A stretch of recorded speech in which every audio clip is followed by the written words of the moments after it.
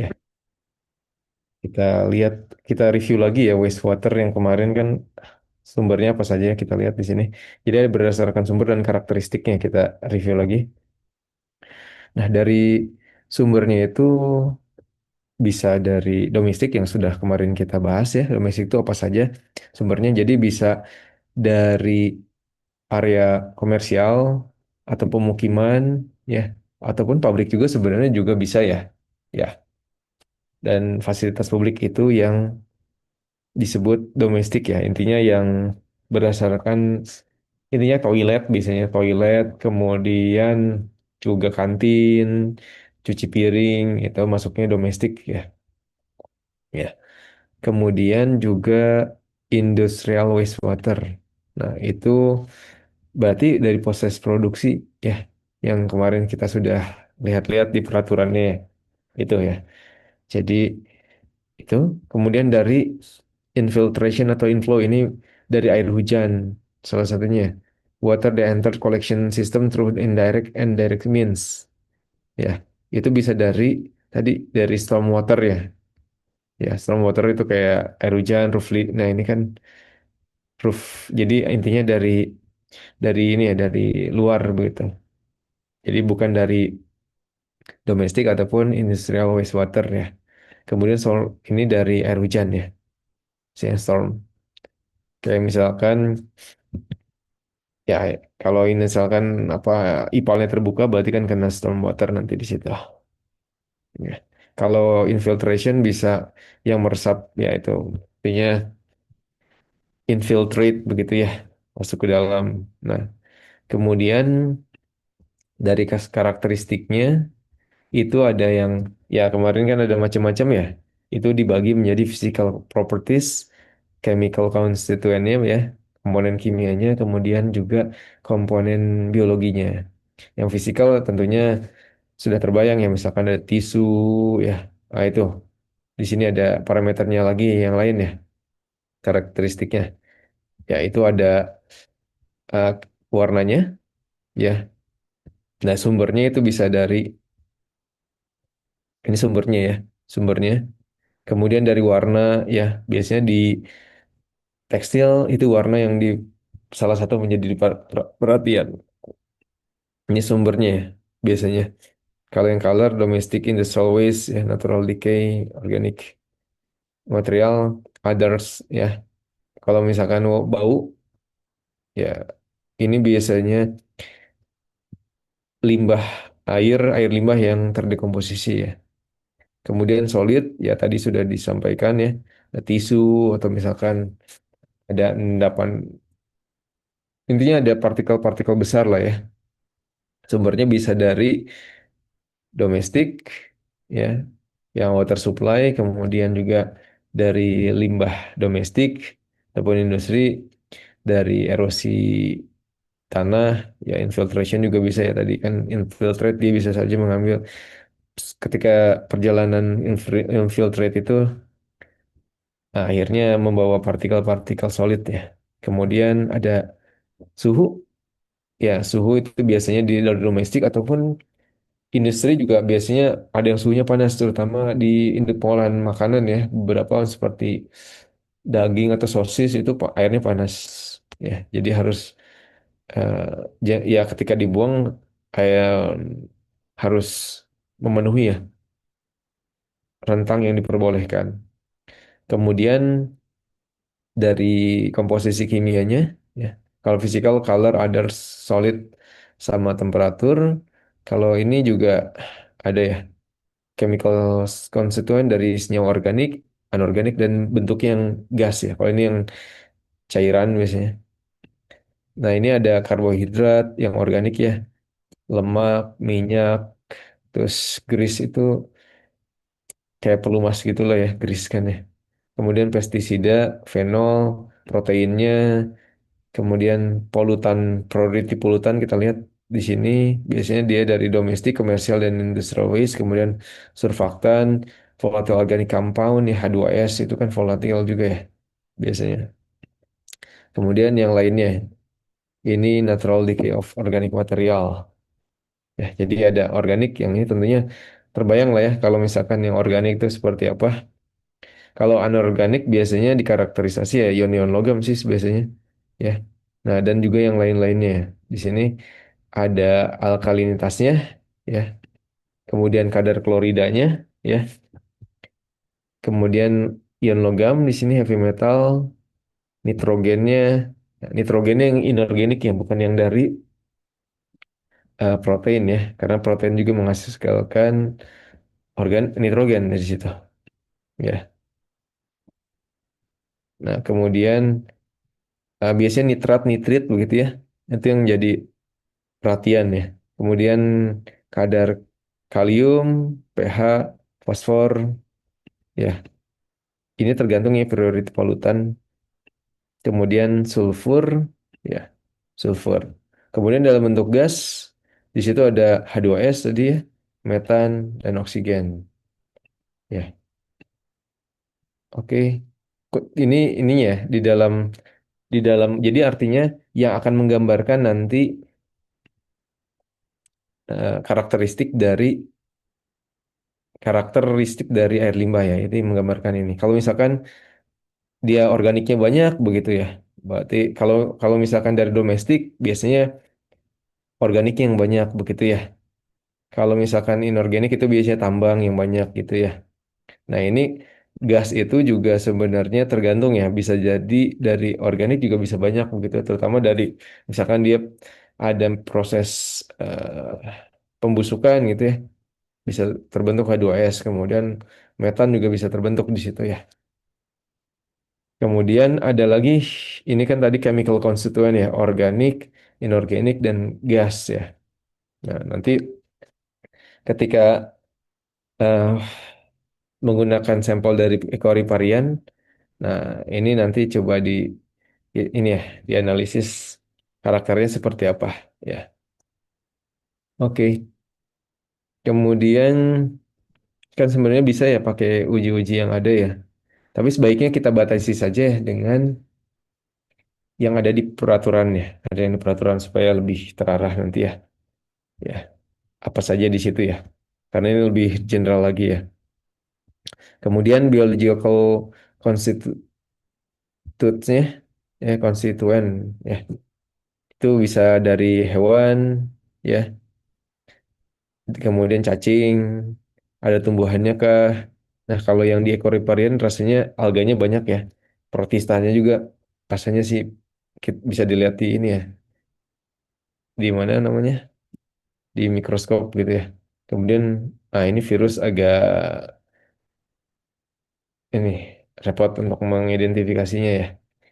Nah, tapi di sini artinya air limbah ini bisa memiliki komponen biologi juga ya, seperti di sini.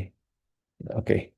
Jadi karakteristiknya yang menggambarkan adalah tadi ya dari sisi physical propertiesnya ya, kemudian chemical konstituennya ya, dan biological konstituennya. Nah, berarti dari sini kan karakteristiknya nanti akan menentukan jenis reaktor yang akan digunakan. Ya. Jadi akan menentukan jenis reaktor yang akan digunakan ya, apa saja gitu ya. Berarti kalau misalkan ada physical propertiesnya, berarti harus ada tahapan untuk memisahkan physical properties di sini ya. Karena dia besar-besar bisa pakai screen atau misalkan pakai kayak macam kawat begitu ya. Ya, sehingga ya sebenarnya yang sudah mungkin dilihat di selokan biasanya ada semacam logam-logam gitu di apa namanya ya dipasang di situ sehingga sampah-sampah yang ada sampah di situ yang solid akan ini ya terpisah gitu dari cairannya gitu.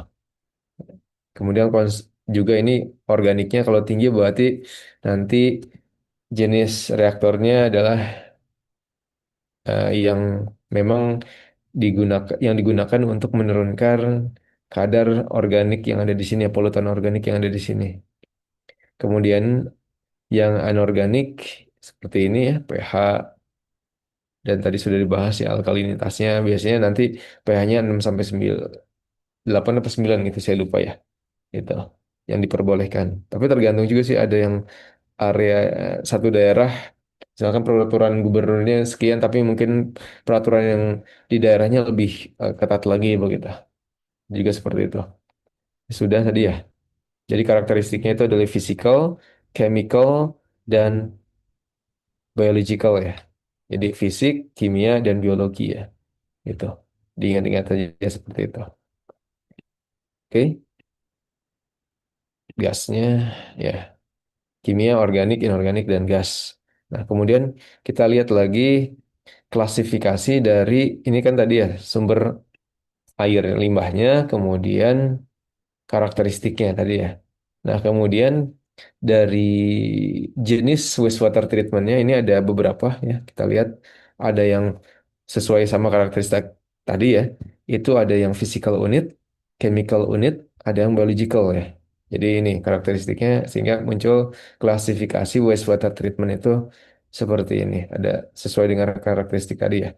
Nah, nanti ada yang screening, ada yang dicampur ya. Seperti saya kemarin sampaikan kan, padatan dari domestik ya toilet itu di mixing gitu ya, di mixing ya, di mix, di ekualisasi biasanya mereka sebut begitu. Kemudian ada yang kemudian diendapkan, sorry ini flokulasi ya. Dari flokulasi itu membentuk flok-flok besar. Jadi kalau em, flok itu mungkin kita bedanya flok sama kan ada flokulan ada koagulan ya, ada dua sebenarnya. Jadi kalau koagulan itu mengendap tapi bisa jadi bentuknya kecil-kecil ya. Nah, biasanya flokulan itu yang berfungsi untuk menyatukan yang kecil-kecil itu jadi menjadi flok, menjadi sesuatu yang lebih besar. Itu namanya flokulan, flokulasi ya. Ya, kalau grafit apa namanya? eh, apa sih tadi namanya? Koagulasi itu mengendap aja ya, tapi bisa jadi partikelnya kecil-kecil. Nah, fungsi flokulasi ini adalah untuk menggabungkan yang kecil-kecil tadi jadi partikel yang lebih besar gitu. Kalau misalkan dia kecil-kecil kan nanti mengendapnya lama ya. Nah, biasanya untuk mempercepat dia mengendap pakai flokulan. Jadi ya, kemudian ada sedimentasi ya tadi sedimentasi tadi ya kalau dari sisi koagulasi ya.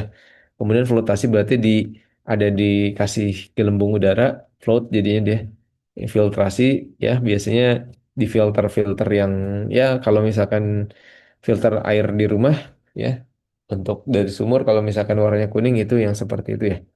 Kemudian juga ada absorpsi sebenarnya yang di proses di filtrasi itu juga ada proses absorpsinya ya.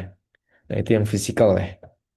Screening, mixing, flocculation, sedimentation ya. Cuman yang saya sering dapatkan di Indonesia itu banyakkan screening, ekualisasi ya mixing, kemudian sedimentasi ya, filtrasi ya ini yang sering dilakukan dan koagulasi ya dengan sedimentasi ini, flocculasi, mixing, screening, filtration sering dilakukannya itu ya.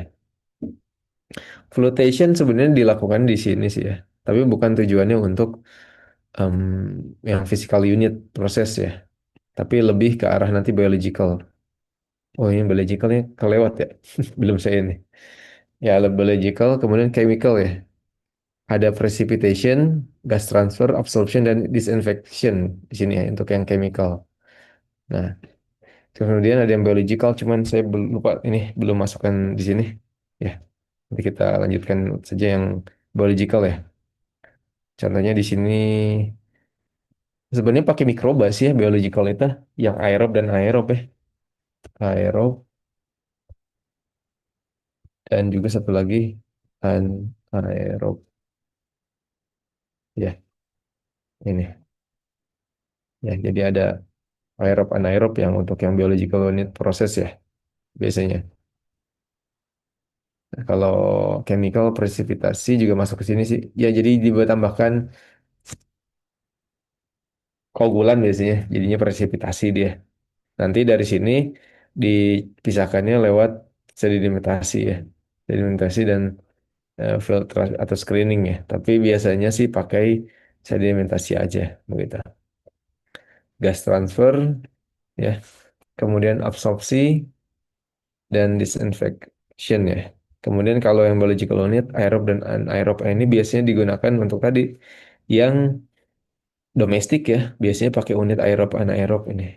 Gitu. Biasanya pakai ini. Kemudian dari levelnya itu dia biasanya ada yang preliminary ya, primary, advanced, secondary, secondary with nutrient removal, tertiary dan advanced ya. Kalau advanced nanti kita lihat. Nah, kalau kalau yang preliminary biasanya, nah ini ya, jadi yang ada yang besar-besarnya gitu kan kemarin seperti grease trap ya, yang grease trap itu digunakan di preliminary ya.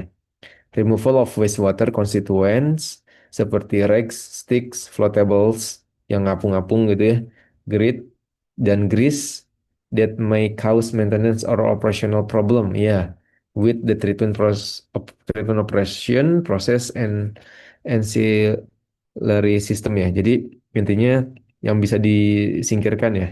Sebenarnya ya karena dia besar-besar jadi bisa disingkirkan. Nah, ini tujuannya untuk menyingkirkan yang besar-besar ya. Itu pakai ini ya preliminary seperti screener tadi ya, proses screening. Kemudian setelah itu ada primary. Jadi di sini menyingkirkan sejumlah suspended solid ya dan juga organic matter from wastewater ini. Biasanya pakai pengendapan sih di sini. Bisa pakai pengendapan. Kemudian di sini ada advance. Jadi meningkatkan penyingkiran apa ya pokoknya pemisahan lah ya, pemisahan suspended solid dan organic matter from wastewater biasanya tambahkan dengan eh, zat-zat kimia. Biasanya di sini mah setelah ekulisasi dia ada proses sedimentasi juga sih bisa di sini ya, pakai sedimentasi. Kalau yang di sini advance berarti dia ditambahkan dengan chemical ya atau difiltrasi begitu. Tapi biasanya sih pakai chemical ya di situ. Kemudian yang secondary itu jadi menyingkirkan senyawa materi organik yang bisa di apa namanya dihancurkan ya biodegradable ya. Jadi dia bisa dihancurkan oleh mikroba berarti kan ya biodegradable in solution dalam solution or suspension ya dan suspended solid. Nah ini biasanya yang domestik ya di sini. Yang domestik. Disinfection is also typically included in the definition of conventional secondary treatment ya. Jadi ya intinya penyingkiran ya. Jadi levelnya ada yang preliminary tadi yang besar-besar, kemudian primary, advanced primary. Ya kalau advanced berarti pakai chemical, kalau yang primary tidak ya di sini. Kalau misalkan yang secondary ini removal ini biasanya bisa pakai ini sih sebenarnya. Seperti bubbling gitu ya. Itu bisa pakai pakai aerob anaerob itu yang secondary ya. Kalau yang nutrient removal ini juga sebenarnya bisa sih ini mirip nanti di sini ya. Tapi kalau di sini dengan with nutrient removal ya. Removal biodegradable organic suspended solid and nutrient, nitrogen, fosfor dan juga keduanya ya atau keduanya gitu. Kemudian ada yang tertiary. Nah, yang tertiary ini oke ini removal suspended solid ya. Jadi TSS-nya berkurang biasanya dengan filter ya atau misalkan membran di sini ya, microscreen. Nah, ini karena sumbernya dari domestik ataupun yang biologinya tinggi, ya berarti biasanya di ujungnya ditambahkan disinfeksi ya. Ada proses disinfektan di situ di ujung. Nah, kalau yang advance ini mengarah ke daur ulang ya. Jadi removal dissolved and suspended material remaining after normal biological treatment when required for various water use reuse application ya. Ini yang advance ini mengarah ke daur ulang air limbah ya. Nah, ini kalau yang advance mengarah ke daur ulang air limbah. Jadi ada preliminary, primary, advance, primary, secondary,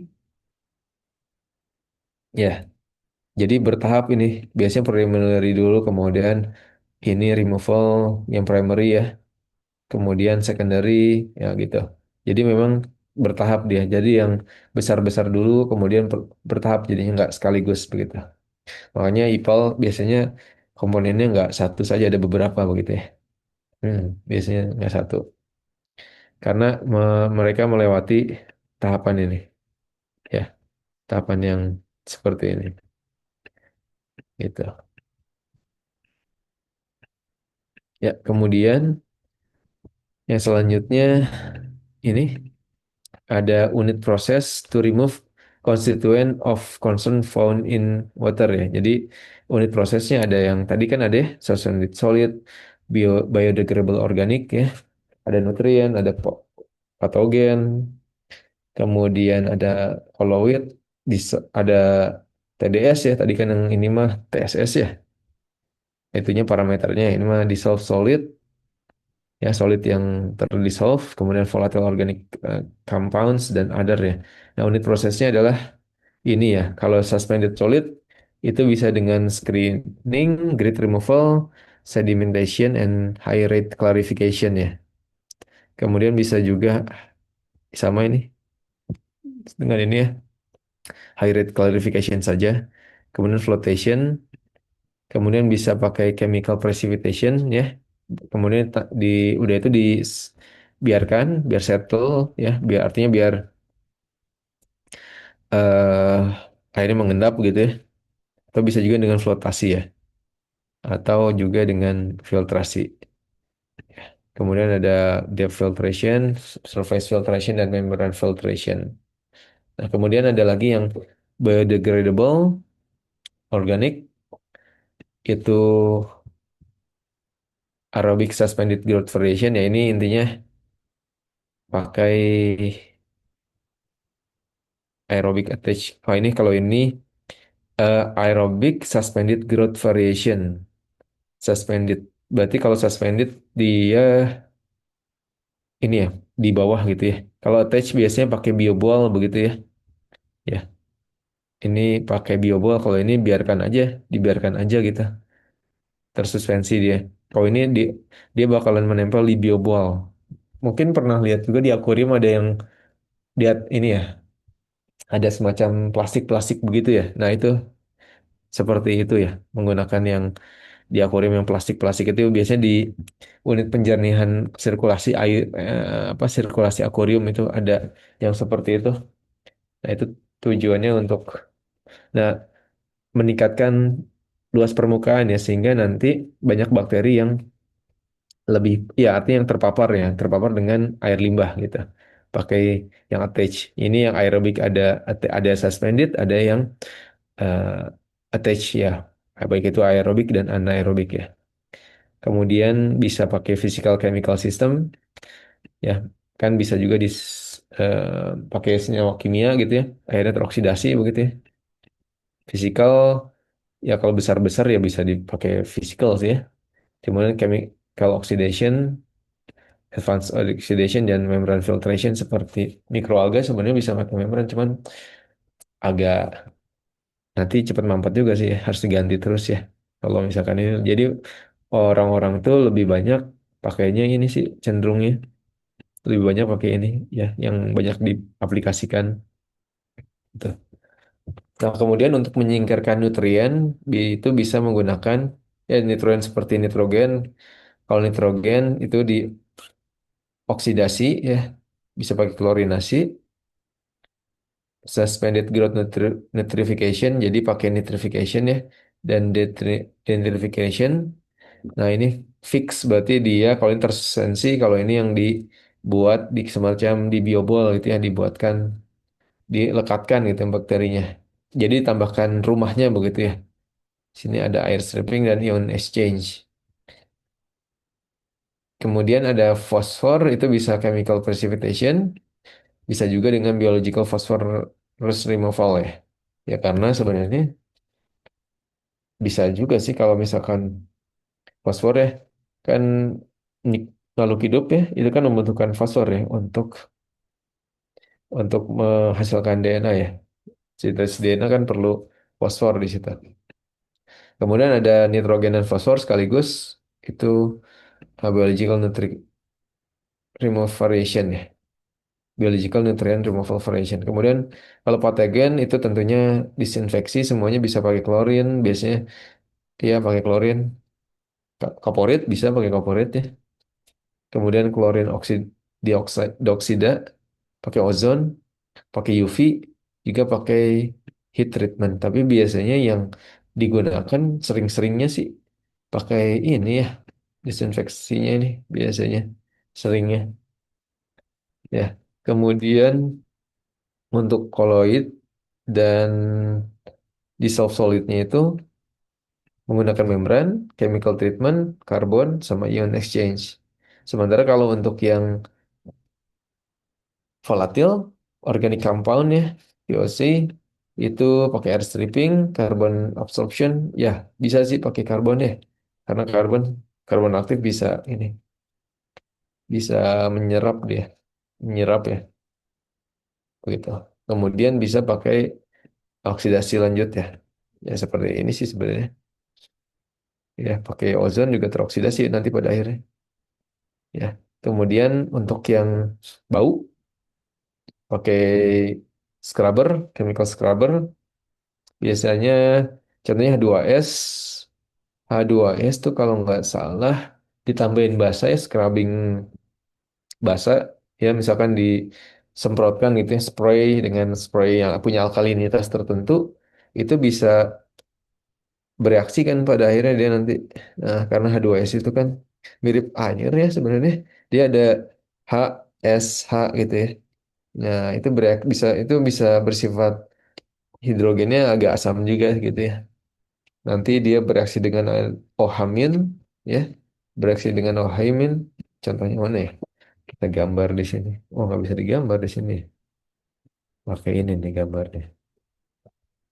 Nah, jadi H2S kan H2S ya.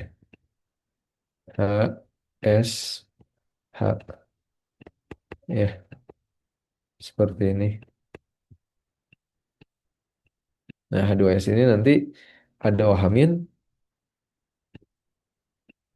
ada OH- di sini. Nah, ini bakalan diambil nih,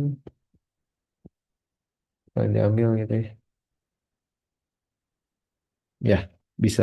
Sehingga diserang ya ininya, diserang. Sehingga nanti dia jadi sebenarnya H2S bisa ya seperti ini. Dia nanti jadinya minus di sini atau iya seperti itu. Ya, bisa diambil seperti ini. Ya, gitu. Kemudian karbon absorpsi tadi pakai karbon aktif misalkan ya. Kalau ini berarti nanti dia pakai ada mikroba lagi ya di sini. Misalnya compost filter. Tapi ya kali ini perlu waktu ya. Sebenarnya pakai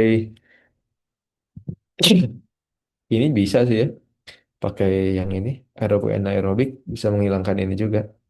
Others di sini. Tuh. Ya oke. Kemudian selanjutnya jadi di sini ya biasanya itu apa teknik-teknik yang digunakan seperti itu ya. Untuk apa namanya? Untuk menyingkirkan tadi, menyingkirkan apa namanya? Menyingkirkan komponen-komponen yang ada di dalamnya. Ya, baik itu suspended, suspended ya. Kebayang ya pakai. Berarti kan itu sebenarnya di preliminary biasanya ya. Ya, ini semua tadi. Kemudian meskipun ada sih setelah di ujung nanti ada ini juga bisa proses apa namanya sedimentasi juga ya. Intinya bisa selang-seling gitu ya. Tapi ini intinya seperti ini ya. Kalau suspended solid pakai apa? Pakai ini gitu ya. Nah, apa teknik yang metode yang bisa digunakan seperti ini. Pilihannya ya ada screening, grid removal, sedimentasi dengan clarification ya. Clarifier nanti ada clarifier, high rate clarification, flotation, chemical precipitation gitu ya. filtrasi, surface filtration sama membrane filtration. Nah, biasanya sih di ujung yang ini mah kalau udah bebannya rendah sekali baru filtrasi. Kalau belum mah nanti cepet mampet kan gitu. Kemudian ya tadi sudah dibahas ya. Sekarang kita beralih ke apa namanya? Tadi sudah di sini ya. Ini teknik-tekniknya ya. Tadi sudah kemudian residual processing and disposal method ya. Nah, tadi di preliminary kita lihat ada apa saja? Oke, ada sludge pumping, sludge grinding, dan sludge blending and storage ya. Nah, biasanya sludge ini memang muncul ya. Sludge itu kayak apa ya? Endapan sih sebenarnya. Ya, sludge itu lumpur gitu ya, lumpur yang terbentuk dari ya endapan sebenarnya kan. Endapan dari ipal itu ya kalau sudah penuh ya harus disingkirkan ya ini bisa dipumping bahkan ada juga yang sludge yang domestik itu kan dari hasil setelah proses apa namanya setelah proses misalkan di sini ada aerobik di sini aerobik di situ setelah aerobik di bubbling gitu ya di bubbling nah ini nanti hasilnya ya hasilnya ini ada semacam yang ke sini kan ada lumpur aktif nah lumpur aktifnya ini masih ini bisa dimasukkan lagi ke sini gitu dipompa lagi ke sini ada juga yang seperti itu ya ya kemudian sludge grinding ya di grinding berarti sludge blending and storage ya, disimpan biasanya nanti ke pihak ketiga ya nah sludge ini nanti kategorinya bisa saja jadi non B3 ya dia bisa non B3 atau bisa juga jadi B3 ya tergantung nanti ini dianalisis dengan namanya sludge-nya ini dianalisis dengan bisa bisa pakai TCLP. Jadi sludge yang padat ini nanti di apa namanya di semacam dikasih asam gitu ya. Kemudian didiamkan sambil diputar-putar. Jadi TCLP itu adalah kok lupa ya. Tot, eh, toxicity karakteristik leaching prosedur. Jadi toxicity karakteristik ya. Jadi karakteristik toksik ini T-nya untuk toksik ya. T-nya itu toksik. Leaching itu kita kalau misalkan kita punya padatan, kemudian dikasih cairan, kasih asam misalkan. Nah, nanti ini kan ada yang terekstrak ya. Ya, ekstraknya ini namanya leaching ya. Jadi intinya kalau dia larut jadi lisat gitu ya. Itu namanya jadi leaching ya. Ketika kita intinya larutkan ya, larutan ini kita punya padatan kemudian nanti ya intinya diekstraksi sih gitu ya, diekstraksi leaching tuh atau dilarutkan gitu ya. Ini kalau misalkan sludge kemungkinan bisa larut sih. Ya, ya. Jadi ini namanya toxicity karakteristik leaching prosedur untuk bisa kita membedakan karena ada memang ada aturannya di lampiran yang PP 1 PP tahun sorry ini B3 ya atau B3 atau B3 ya. Non B3 atau B3 itu kalau di PP yang PP tahun PP nomor 22 ya, 22 tahun 2021 itu di lampirannya yang B3 ada penentuan untuk apakah eh, suatu limbah itu B3 atau non B3 ya. Jadi ada TCLP salah satunya kemudian bisa pakai LD50 ini. LD50 ya. Jadi ini dosis lethal dose namanya. Pada 50 yang lethal dose yang bisa membunuh 50% populasi. Misalkan populasinya ada 12 berarti pada konsentrasi itu dia bisa membunuh 50% dari 12 berarti 6 gitu ya. Mati 6 gitu ya. Nah, itu eh, ada lethal dose LD50 kemudian ada juga yang TCLP ya. Biasanya itu dua-duanya dilakukan ya untuk menentukan apakah dia ini sludge itu toksik apa tidak gitu ya, toksik atau tidak. Dan juga bisa uji karakteristik juga ya. Oke. Kemudian setelah itu preliminary operation, thickening ya. Thickening itu ya pengentalan ya. Bisa pakai gravity, flotation, sentrifugasi ya, gravity belt thickening, rotary drum thickening ya diputar ya macam gaya sentrifugal juga begitu ya. Kemudian kita bisa gunakan namanya stabilization ya. Stabilization pakai lime, lime itu basah ya gitu ya. Pakai basah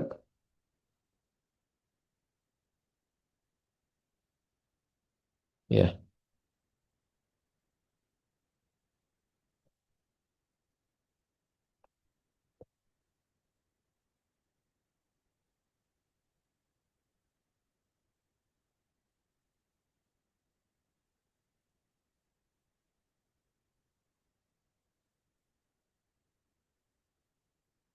Ya.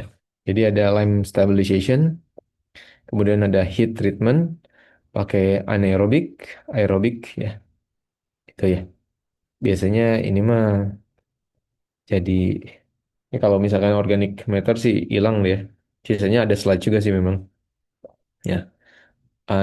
Kalau digestion berarti kan dia lama-kelamaan hilang ya. Berkurang ya. Composting juga bisa ya. Kemudian conditioning bisa pakai chemical, bisa menggunakan heat ya. Ya, disinfection berarti ini pakai suhu. Ini mah pakainya disinfection bisa pakai long term storage ya, klorinasi lah segitu ya. Kalau di dewatering berarti bisa pakai filter press gitu ya, sentrifugasi di sini. Kemudian bisa pakai apa namanya? Press filter ya, rotary press. Intinya semuanya kita untuk mengeluarkan air ya dari sludge ya. Biasanya sih kalau di ini pakai filter press ya. Kalau di yang ada di Indonesia ya, mereka pakainya filter press. Sebenarnya di SP ada filter press ya. Di di ini pak di bagian belakang yang sedang diperbaiki begitu. Kemudian ada lagi pakai heat drying ya, cuman jarang digunakan ya kalau di Indonesia ya. Thermal reduction, multiple hard incinerate. Nah, ini pakai insinerasi ya. Ya, ini pakai insinerasi. Kemudian di nutriennya diambil kembali ya ini teh. Untuk kalau dia masih punya nutrisi digunakan untuk nutrisi resource recovery ya. Ya ini seperti tadi yang di hasil sludge-nya itu di dipompa ulang ya karena dia masih mengandung lumpur kita sebut biasanya lumpur aktif namanya ya gitu. Atau bisa juga kemudian untuk energi ya, recovery, anaerobic digestion, thermal oxidation. Nah ini kalau misalkan ini kayak macam grease ya, grease bisa pakai ini ya. Kalau misalkan teknologinya visible untuk menguntungkan ya. Ya,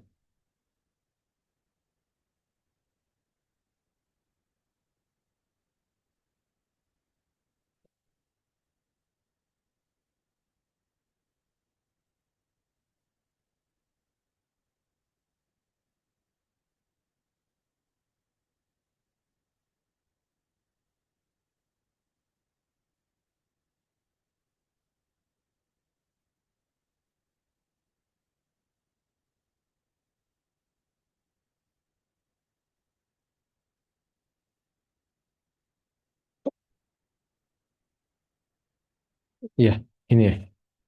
Ultimate disposition, nah ini dibuang sih ini, dumping ya, didumping di landfill, land application, di lagun gitu ya. Ini didumping di ujung-ujung ini. Ini kan judulnya residual processing and disposal method ya. Ini cara buangnya. Nah, buangnya setelah proses tadi, ya ini prosesnya. Itu ya. Oke. Nah, ini kita lihat typical process flow diagram. Nah, ini ada conventional biology, ada gambarnya. Ah, ini menarik nih. Kalau ada gambarnya. Dari tadi tulisan aja. Kita perbesar dulu ya. Jadi conventional biological treatment kita lihat ya. Jadi pertama wastewater itu masuk ke sini alirannya. Nanti ada screener. Ya di sini ada preliminary treatment di sini. Nah, ini screening ya. Nanti ya itu di dumping ya di landfill ya. Jadi di sini ya ada removal ya baik itu yang tadi yang besar-besar dan lumpur di sini. Kemudian setelah itu biasanya ada di beberapa IPAL itu ada yang pakai ekolisasi, ada yang tidak ya dari sini. Jadi di ekolisasi itu biasanya di mix gitu ya di sini, di mix. Ya ada juga yang tidak. Nah, kemudian dari sini di primary treatment itu di settling. Nah, settling dibiarkan sebenarnya. Nanti dari sini kan di preliminary ini juga sebenarnya ada grade itu kayaknya di atas ya, grade. Nah, ya intinya ada lemak minyak-minyaknya diambil gitu ya. Diambil ya seperti grease trap gitu ya. Nah, kemudian selanjutnya baru diekolisasi. Setelah ekolisasi ada juga yang tidak ya. Memang di beberapa IPAL tidak pakai ekolisasi ya. Di setelah deekolisasi kemudian di ini Pak, di settling ya, di settling di sini. Settling. Sehingga nanti ada sludge-nya. Sludge-nya itu kemudian dipisahkan ya tadi sludge-nya. Nah, setelah itu ada yang menggunakan aerobik ya. Nah, makanya di sini ada return activity sludge ya, lumpur aktifnya nih. Ya. Setelah dari sini diberikan udara begitu ya. Diberikan udara tadi baik yang pakai attach ya, yang attach ya pakai biobol seperti itu diproses. Tentunya ini akan berpengaruh juga ya jumlah biobolnya akan berpengaruh kepada seberapa cepat ya dan juga aliran udara juga berpengaruh ya. Aliran udara berpengaruh. Aliran udara akan berpengaruh. Nah, setelah di sini diproses, kemudian nanti akan ada masuk di sini settling settling ini ya, di settling pond atau misalkan semacam reaktor lagi ya. Nah, di settling. Nah, ini lumpur aktifnya biasanya dibalikan lagi karena dia masih ada mikroba yang aktif di sini ya. Nah, itu. Nah, ini ada activated sludge-nya dibalikan ya ininya. Biasanya ada yang dibalikan itu ya. Dibalikan karena dia masih punya mikroba yang di sini masih aktif gitu ya. Jadi sayang-sayang kalau dibuang makanya diputar lagi ke sini. Begitu. Nah, setelah itu memang biasanya kayak gini nih ya. Setelah itu biasanya ke filtrasi ya. Atau ada juga yang nggak ke filtrasi, tapi ke sini. Jadi langsung di ada kolam efluen gitu. Nanti dicek ini. Atau di sini ada proses diinfeksi ya. Ya, karena dia domestik biasanya ada proses disinfection ya. Nah, karena beberapa nanti yang domestik itu ada di aturan ada coliformnya yang perlu di ini ya dicek.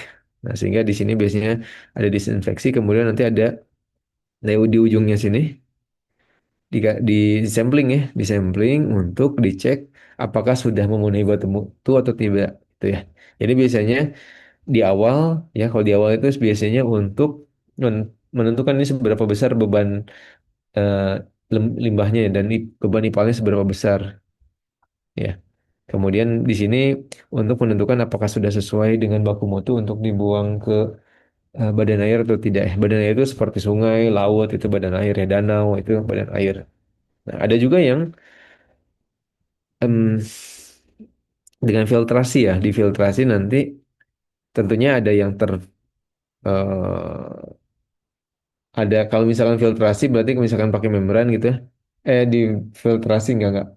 Difiltrasi ada seperti filter itu dia tentunya kotoran nempel di filter nanti ya, tapi lama-lama kan perlu di backwash itu ya.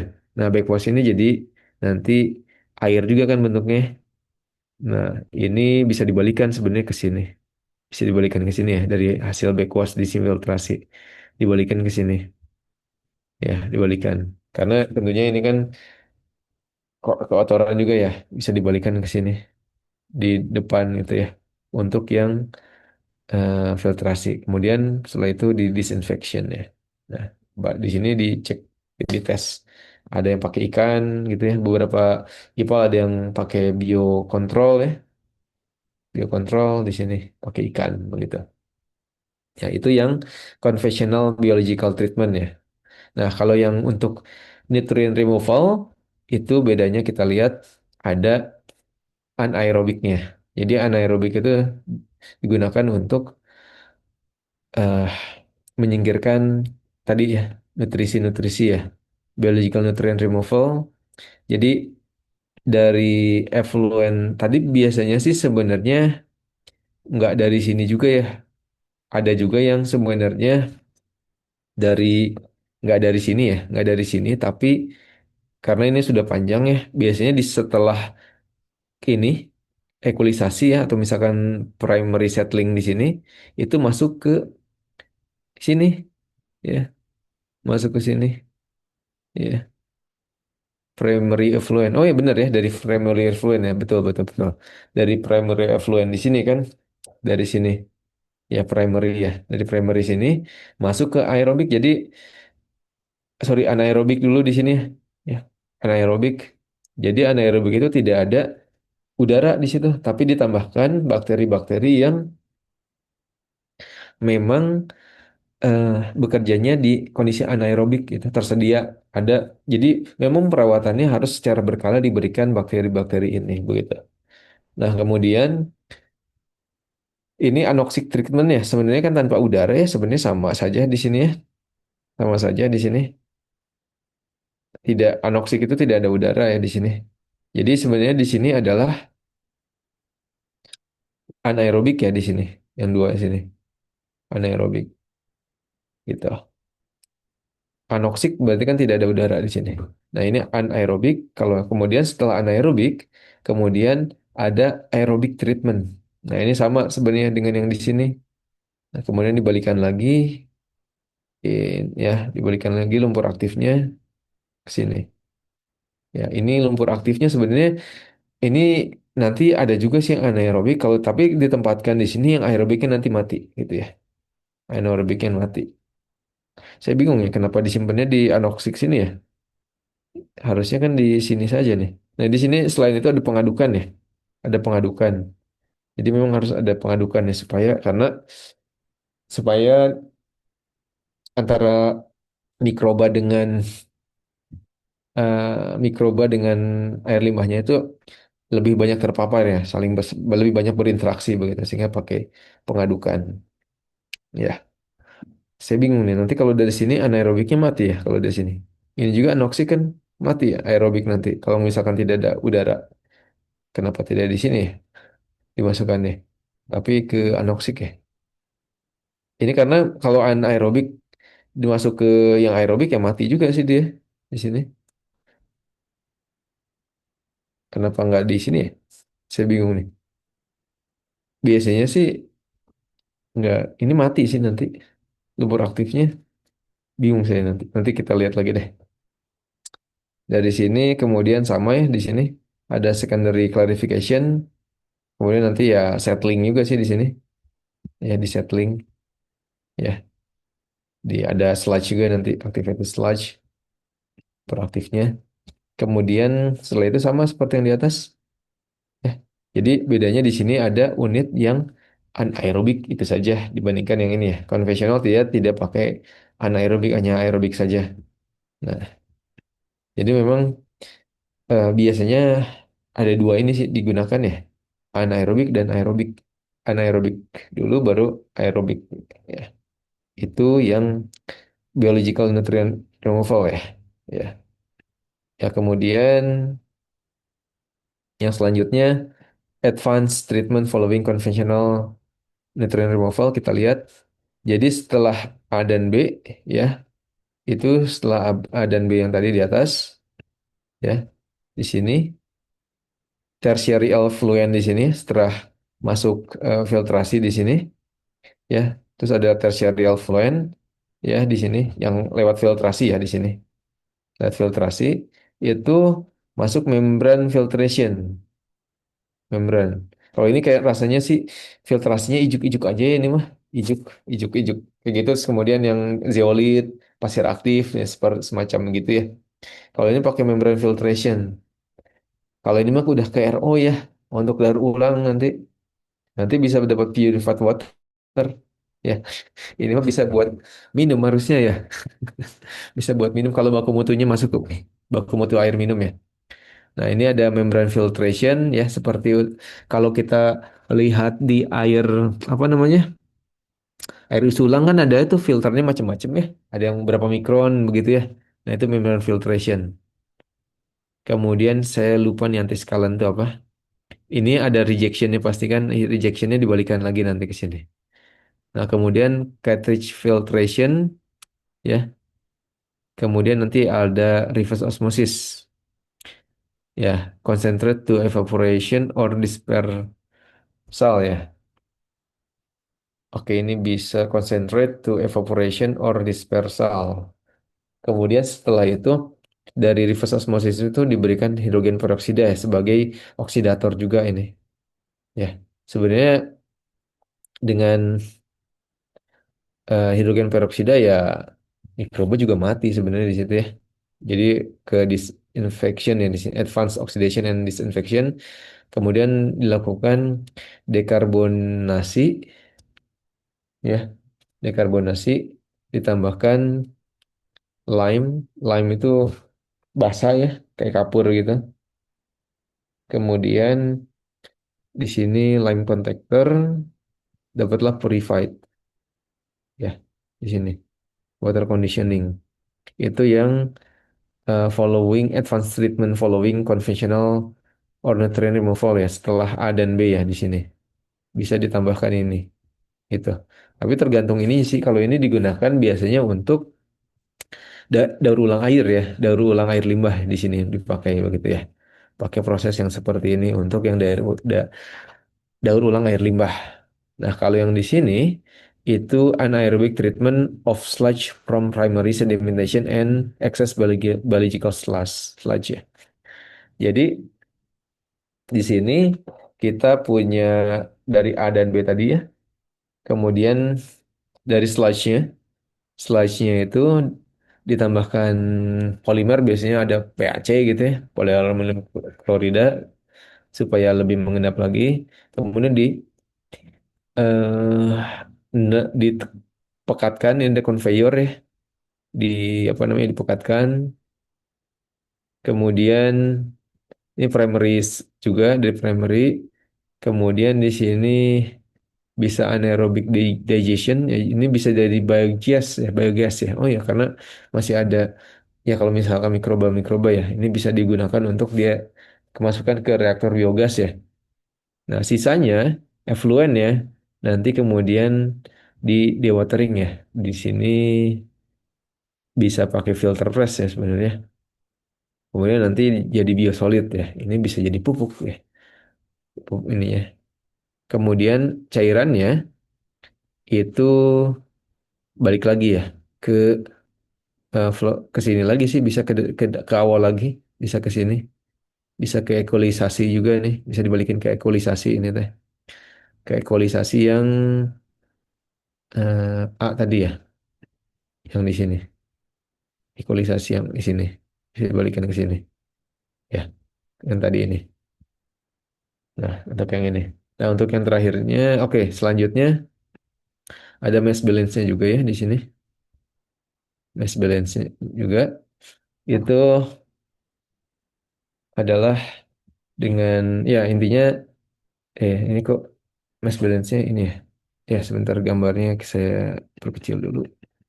Ya, jadi di sini ada yang inflow ya, kemudian tadi diaduk-aduk kan tadi ya. Kemudian ada outflow-nya. Nah, inflow, debit, konsentrasi ya.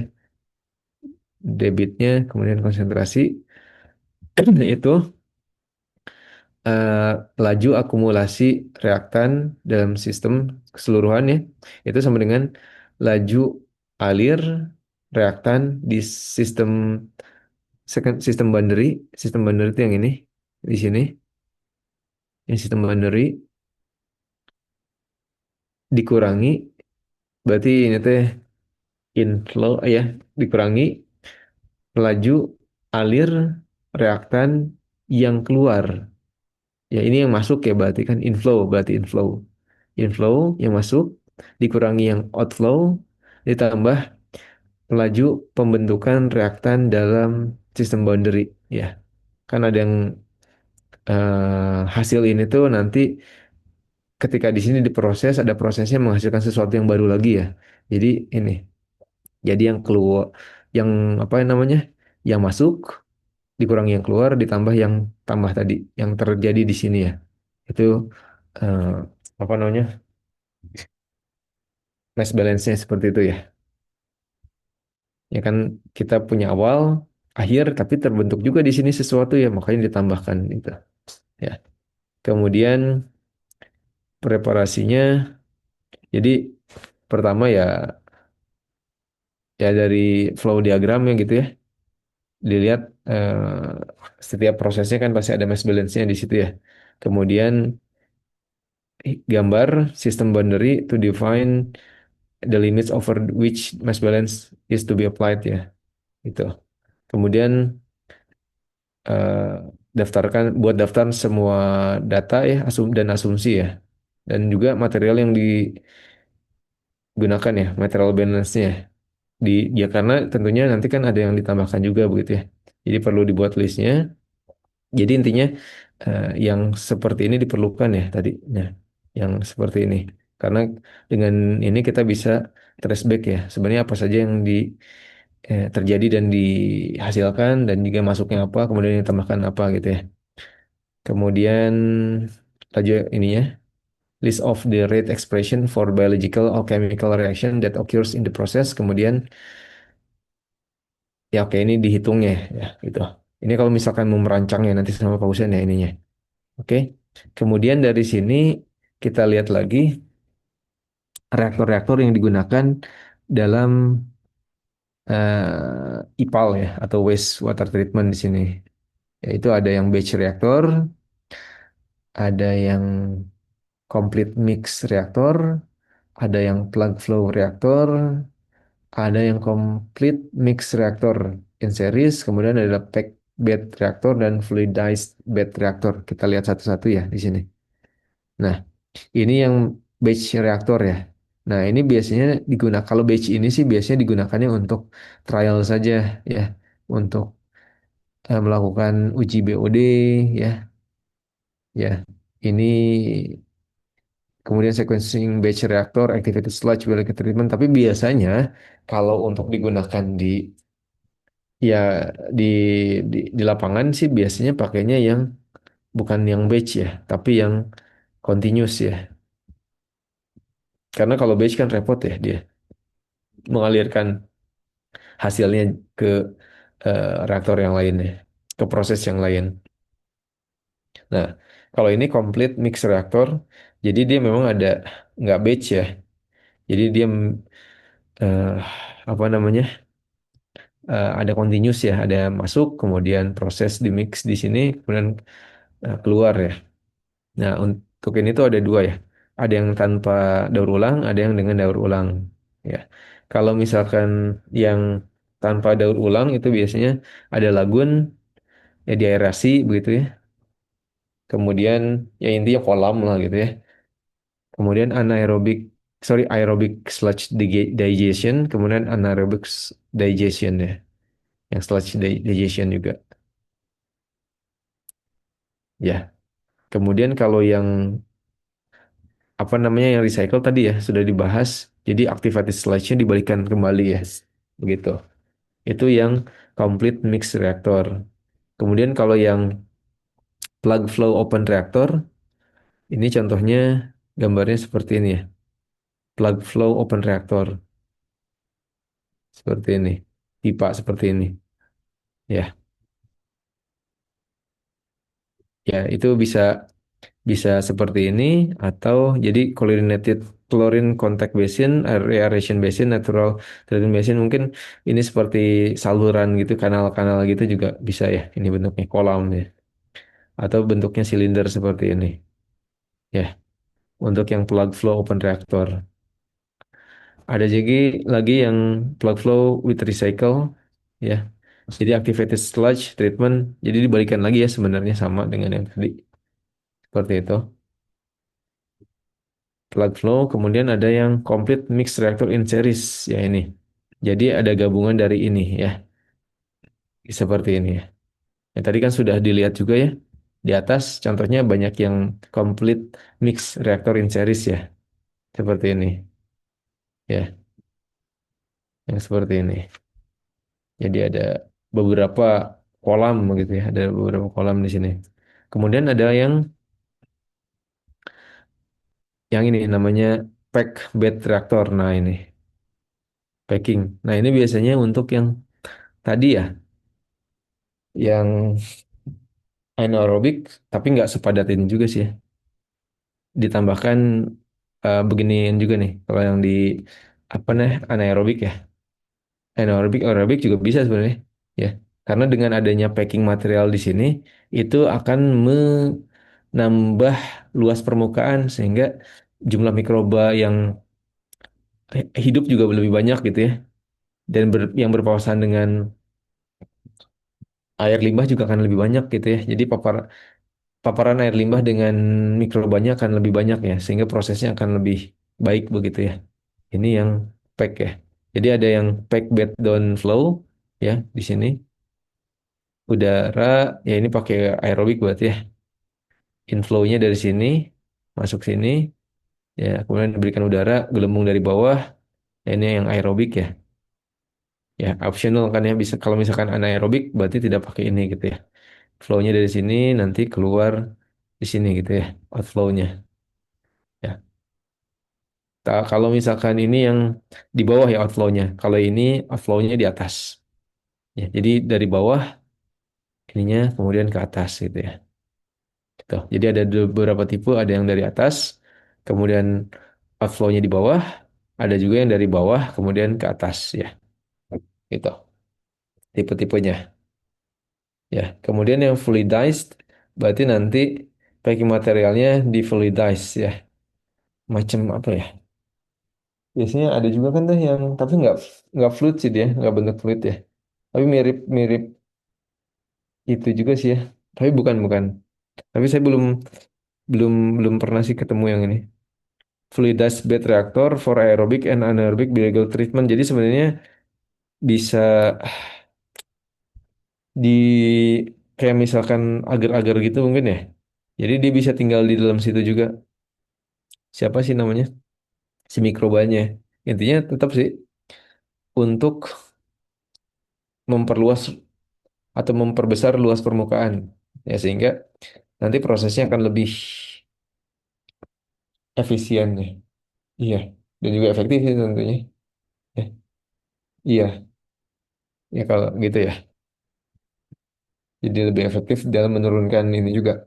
Menurunkan eh, kadar ini ya, kadar apa namanya? Kadar apa namanya? Kadar polutan yang di situ. Dan juga kalau efisien ya bisa jadi kan nanti ininya banyak yang terpapar ya kalau misalkan dia disuspended kan dia di bawah doang ya. Banyak yang mati juga nanti di bawahnya ya. Ya. Jadi harus ditambahkan terus gitu ya. Tapi kalau ini kan tidak gitu ya. Tambahkan artinya starter ditambahkan terus gitu ya. Nah, gitu. Kemudian ada yang aplikasi reaktor tipe reaktor ya digunakan dalam wastewater treatment itu ada yang batch reaktor ya tadi ya sudah disampaikan. Ini sudah juga tadi ya rasanya. Complete mix without recycle. Jadi di aerated lagoon, aerobic sludge digestion, aerobic digestion biasanya pakai yang complete mix without recycle ya. Nah, kemudian complete mix with recycle, activated sludge biological treatment. Kemudian yang PFR itu biasanya chlorine contact basin, reaeration basin, natural treatment system gitu ya. Kemudian ada yang pakai recycle, tadi sudah dibahas juga, ya. Kemudian ini sudah sebenarnya sudah dibahas tadi ya di sini, ya, di sini sudah dibahas. Kemudian ada lagi yang lagun treatment system use, ya, non need flow in flow reaction. Kemudian ada yang pakai ini pack bed reactor bisa, bisa pakai non submerge and submerged drinking filter biological treatment unit, ya, filtration, membrane filtration, absorpsi, ion exchange, air stripping, natural treatment system, ya. Ini yang untuk pack bed reaktor. Iya. Oh iya sih, betul betul ya. Betul betul betul. Ini juga kan sebenarnya kalau filter air juga kan bentuknya seperti ini ya. Filter air. Meskipun filter air kalau yang ada di kita sekarang kan dia masuk dari atas, keluar dari atas, tapi kan dia muter-muter dulu di sini sebenarnya. Ya, nanti ada beberapa kompartemen sebenarnya di dalam filter air tersebut ya. Ya, dia masuk dari atas, nanti keluar dari atas, tapi kan dia mau masuk ke sini dulu ya, baru nanti keluar begitu ya. Itu yang bisa juga nih filter pack bed reaktor ya. Ion exchange juga seperti itu ya. Membrane filtration juga seperti itu. Kemudian untuk yang apa namanya, fluidized.